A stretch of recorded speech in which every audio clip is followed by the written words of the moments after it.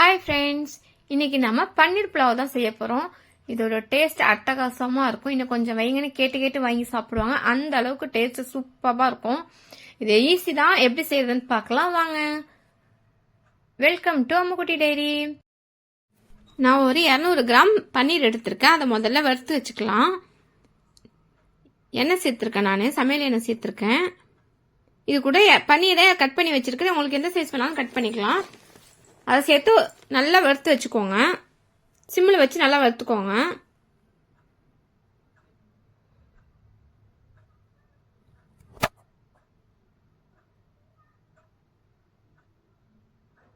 இதை மட்டும் நம்ம ரெடி பண்ணி எடுத்து வச்சுக்கலாம். இப்போ நான் என்னென்ன ரெடி பண்ணி வச்சிருக்கேன்னு பார்க்கலாம். ஒரு 2 மீடியம் சைஸ் வெங்காயம், பல்லாரி வெங்காயத்தை ஸ்லைஸ் பண்ணி வச்சிருக்கேன். காரத்துக்கு 2 பச்சை மிளகாய், பீன்ஸு, கேரட்டு, பட்டாணி வச்சிருக்கேன்.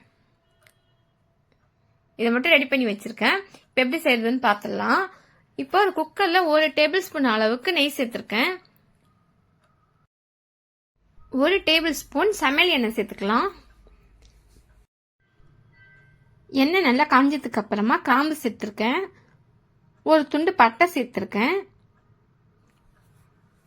மராத்தி மொக்கு சேர்த்திருக்கேன். 2 ஏலக்காய் சேர்த்திருக்கேன். ஒரு 5-6 மிளகு சேர்த்திருக்கேன். 2 பிரியாணி இலை சேர்த்திருக்கேன். இதெல்லாம் நல்லா பொரிஞ்சதுக்கு அப்புறமா வெங்காயம் ஸ்லைஸ் பண்ணி வச்சிருக்கோம் இல்லையா, அதையும் போட்டு நல்லா வதக்கிக்கலாம்.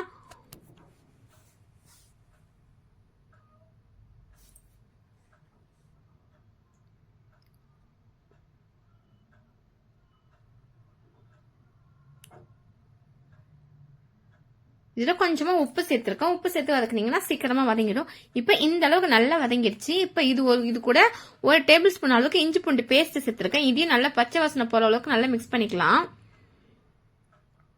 இது கூட காரத்துக்கு 2 பச்சை மிளகாய் சேர்த்திருக்கேன். இதையும் போட்டு நல்லா வதக்கிக்கலாம்.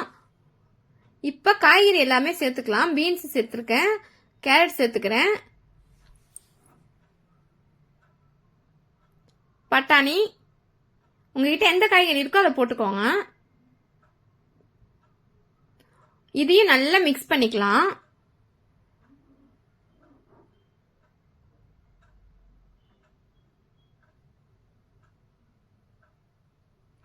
இது கூட ஒரு கைப்பிடி அளவுக்கு புதினா வச்சிருக்கேன்.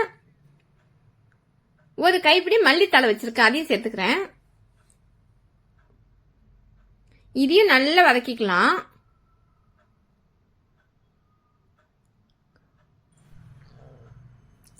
இப்போ இது நல்லா வதங்கிடுச்சு. இப்ப மசாலா சேர்க்கலாம். 1 டீஸ்பூன் அளவுக்கு கரம் மசாலா சேர்த்திருக்கேன். 1 டீஸ்பூன் மிளகாய் தூள் சேர்த்திருக்கேன். மிளகாய் தூளை நீங்க வேணா ஸ்கிப் பண்ணிக்கலாம். இதையும் நல்லா பச்சை வாசனை போற அளவுக்கு நல்லா மிக்ஸ் பண்ணிக்கலாம். நான் இன்னைக்கு பாஸ்மதி ரைஸ்ல தான் செய்ய போறேன். அதை ஒரு 20 நிமிஷத்துக்கு முன்னாடியே நான் ஊற வச்சு வச்சிருக்கேன்.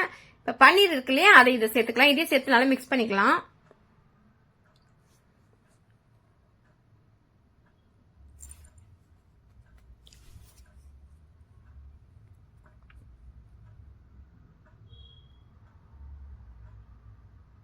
இப்ப நல்லா மிக்ஸ் பண்ணியாச்சு.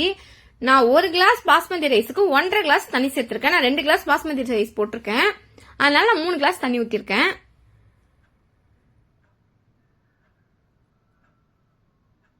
இப்ப பாஸ்மதி ரைஸை ஊற வச்சிருந்ததை இப்ப இதுல நான் சேர்த்துக்கிறேன்.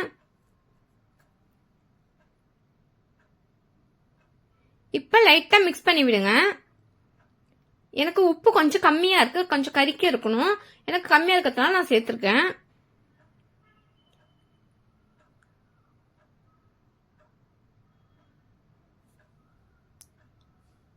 இப்ப லைட்டா கொதி வர ஆரம்பிச்சிருச்சு. இப்ப நான் ஒரு மூடியை போட்டு மூடி வச்சு ஒரு விசில் வரைக்கும் வச்சிருக்கேன். இப்போ ஸ்டீம் போயிடுச்சு. இப்ப எப்படி இருக்குன்னு பார்க்கலாம். பாருங்க எவ்வளவு பொல பொலன்னு உதிரியா இருக்கு. டேஸ்ட் செம்மையா இருக்கும். கண்டிப்பா ட்ரை பண்ணி பாருங்க.